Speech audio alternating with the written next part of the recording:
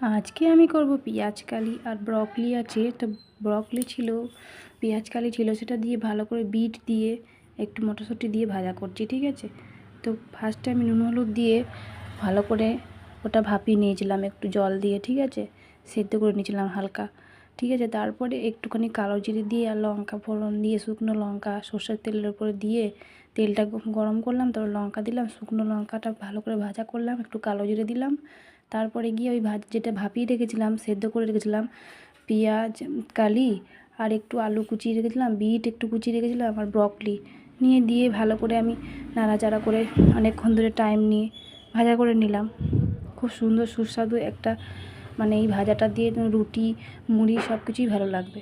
খুব সুন্দর হয়েছিল, মিষ্টি মিষ্টিও লাগছিলো, একটু একটু চিনিও দিয়েছিলাম হালকা, ঠিক আছে। নুন হলুদ দিয়ে ভালো করে ভাপিয়ে নেওয়ার পরে একটু ভাজার সময় একটু চিনিও দিয়েছিলাম, হেভি লাগছিলো খেতে, খুব সুন্দর হয়েছিল।